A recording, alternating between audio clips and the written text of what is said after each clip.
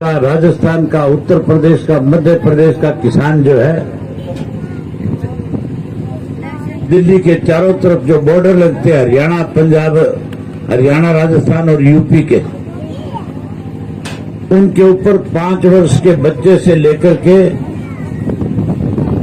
90 साल के बुजुर्ग तक जो है, आज इसलिए वहां धरने पे बैठे हैं, आज इसलिए वहां आंदोलन कर रहे हैं।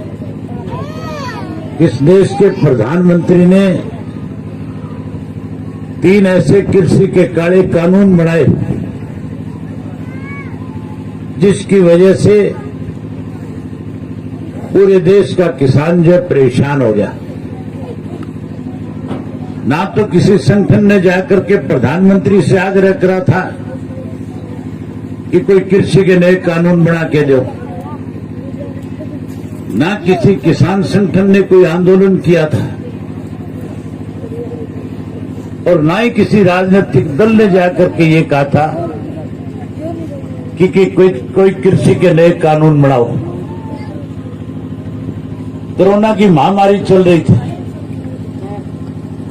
और उस कोरोना की आड़ में लोगों की जान बचाने की बजाय किसान की जान के आफत के ऊपर ऐसे कानून ला करके बना करके खड़े कर दिए, जिससे आज छोटे छोटे बच्चे भी इस आंदोलन का हिस्सा बनने पर मजबूर हो गए।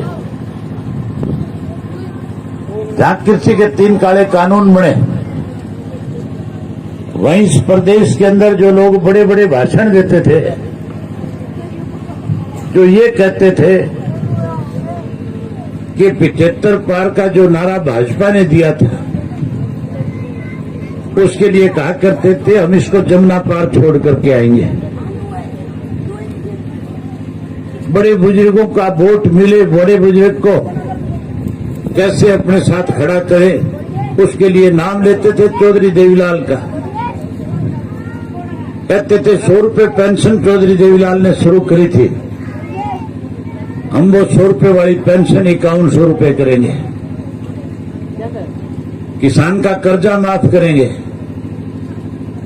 महिलाओं से कहते थे, माताओं और बहनों को 60 वर्ष की उम्र में नहीं 56 वर्ष की उम्र में पेंशन दिलवाएंगे। और ये भी कहते थे, इंद्रोताई आई थी हमारे पास, वो कह रही थी दारू पीने तंग करे, तो उसको कहा था कि इंद्रोताई दारू के ठेके गांव से बाहर कर देंगे। ठेके तो बाहर नहीं हुए बंद, लेकिन इस सरकार ने 1053 प्राइमरी स्कूल बंद कर दिए, 448 नए ठेके और खोल दिए, 5100 वाली पेंशन जो है आज 2250 मिलती है। पढ़े लिखे नौजवान बच्चों से कहते थे कि रोजगार देंगे, नौकरी देंगे, युवाओं की सरकार बनाएंगे और 11,000 रुपये बेरोजगारी भत्ता देंगे। अनेक वायदे करे थे थारे से, और आप लोगों ने भी कोई कसर नहीं छोड़ी, ऐसी ढोलकी भर दी थी। या कहते थे बोले एक सरिया फंस है, किसी का न सरिया काटना है, तुम सरिया काटते काटते गाडर फंसा हुआ लेके ले आए कि नहीं ले आए। अब है कि नहीं ऐसा जिसका गाडर फंस रही है। साथियों, मैं बात कर रहा था किसान आंदोलन की। लगातार 4 महीने से किसान बॉर्डर पे बैठे हैं और हजारों की संख्या के अंदर किसान जो है अलग अलग टोल प्लाजा पे बैठ करके विरोध कर रहे हैं। वो आंदोलन और ज्यादा मजबूत हो, केंद्र की सरकार के द्वारा बनाए गए 3 काले कानून वापिस हो, सरकार अपना फैसला बदले, इसके लिए लंबी लड़ाई लड़नी पड़ेगी। देश की आजादी के लिए आपको बहुत लंबा संघर्ष करना पड़ा था। हमारे देश में जो अंग्रेज राज किया करते थे, उन अंग्रेजों के बारे में कहा जाता था कि अंग्रेज का सूर्य कभी अस्त नहीं होता। अंग्रेज का इतने मुल्कों में राज था कि सूरज कभी डूबता नहीं था। एक तरफ डूबता था, दूसरी तरफ उग जाता था। उन अंग्रेजों ने भी इस देश के अंदर 3 काले कानून बनाने की कोशिश करी थी। उस वक्त सरदार भगत सिंह के जो चाचा थे सरदार अजीत सिंह, उन्होंने एक आंदोलन शुरू किया था जिसका नाम था पगड़ी संभाल विजटा, और उस आंदोलन को 8 महीने चलाया। आखिर अंग्रेज को भी उस आंदोलन के सामने झुकना पड़ा और वो काले कानून जो बनाए थे अंग्रेज उसको वापस लेने पड़े। ये कृषि के 3 काले कानून वापस हो, इसके लिए इस आंदोलन को लंबा चलाना पड़ेगा। इसके लिए आंदोलन कमजोर ना पड़े। मैंने जिस दिन इस्तीफा दिया था उस दिन ये फैसला किया था कि मैं हरियाणा प्रदेश के गांव-गांव में जाऊंगा, गांव-गांव में जाके लोगों से मिलकर के इस आंदोलन को मजबूत किया जाए, इसके लिए लोगों से बातचीत करूंगा। आज उसी सिलसिले में आपसे बातचीत करने आए, मिलने आए हूं। इस देश के प्रधानमंत्री ने कहा था कि हम एमएसपी लागू करेंगे। जिसने ये कहा था कि हम किसान की फसल की लागत मूल्य से 50% ज्यादा देंगे। जिसने कहा था किसान का कर्जा माफ करेंगे। जिसने कहा था स्वामीनाथन की रिपोर्ट को लागू करेंगे।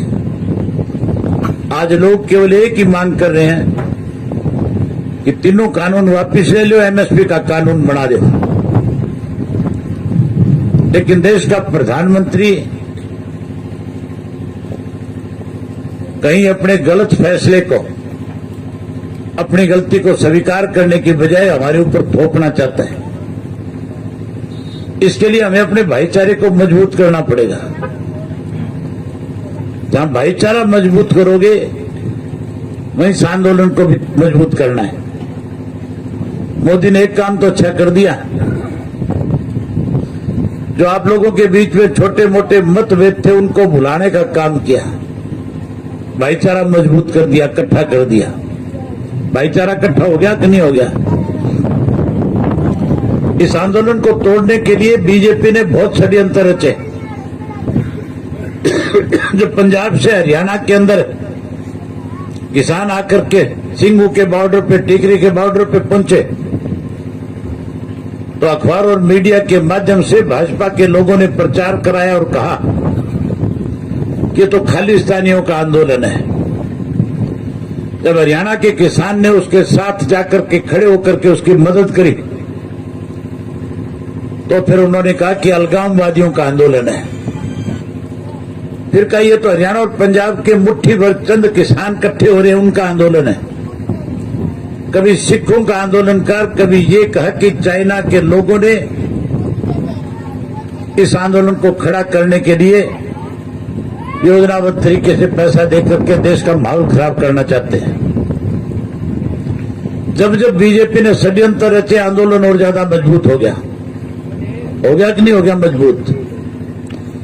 इस आंदोलन को और तगड़ा करने के लिए भाईचारे को और ज्यादा मजबूत करना, सारा भाईचारा तोड़ने के लिए ये बीजेपी के लोग और षड्यंत्र भी रचने का काम करेंगे।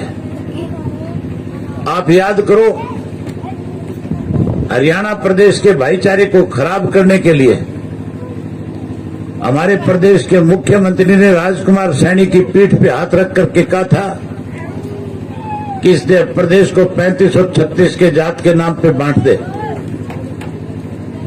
और उसने पूरे प्रदेश के अंदर अलग अलग जिलों में जाकर के जहर घोलने का काम किया था। उसका नतीजा ये निकला कि जाट आरक्षण आंदोलन के दौरान तुम्हारे 32 नौजवान बच्चों को मौत के घाट उतरना पड़ा। पहले इन्होंने जाट आरक्षण आंदोलन के दौरान हमें बांटने की कोशिश करी, अब फिर कोई ना कोई ऐसा ही रास्ता निकालेंगे, ऐसी कोई योजना बनाएंगे जिससे फिर कहीं प्रदेश का आपसी लोगों का भाईचारा टूटे। इसके लिए सचेत रहना और भाईचारे को मजबूत करना। साथियों, भी मुझे गांव की तरफ से पगड़ी आपने पहनाई, पगड़ी का मतलब जानते हो? जो पगड़ी पहनाई जाती है, पगड़ी उस आदमी को पहनाई जाती है जिसके ऊपर गांव के लोगों को विश्वास और भरोसा होता है कि हमारी पगड़ी के सम्मान को ठेस नहीं पहुंचने देगा, ये हमारे दिए उस मान सम्मान को बढ़ाएगा। आपके गांव ने पगड़ी चौधरी देवीलाल जी को भी पहनाई थी। चौधरी देवीलाल जी ने आपकी उस पगड़ी को प्रधानमंत्री के पद पे ले जाने का काम किया था। आपने पगड़ी चौधरी ओम प्रकाश चौटाला को भी पहनाई थी। कांग्रेसियों ने षड्यंत्र रचा, 10 साल की कैद करा दी, लेकिन आपकी पगड़ी किसी के कदमों में रखने की बजाय 10 साल की कैद स्वीकार कर ली। एक पगड़ी आपने दुष्यंत के सर पे भी रखी होगी, रखी थी कि नहीं रखी थी? जब भी आया करता क्या करते? चौधरी देवीलाल का दूसरा रूप है, पगड़ी सिर पे धर दिया करते।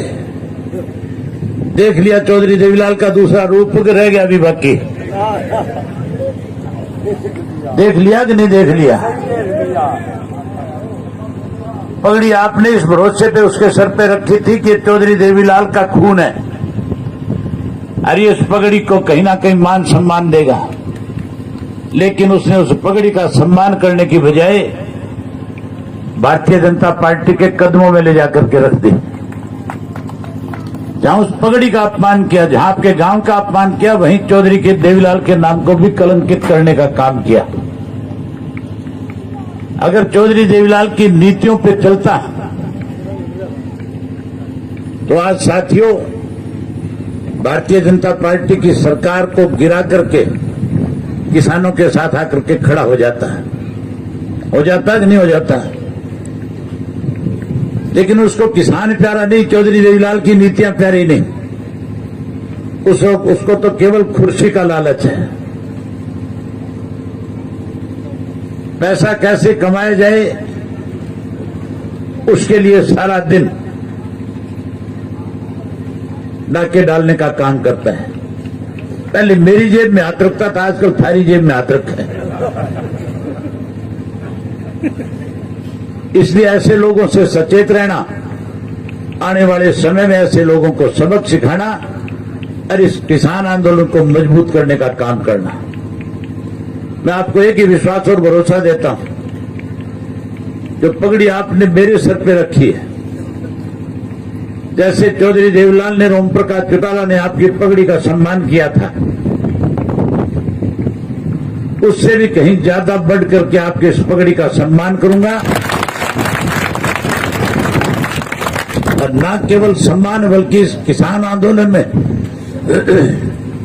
किसानों के साथ न्याय हो, एमएसपी का कानून लागू हो, कृषि के तीनों काले कानून रद्द हो।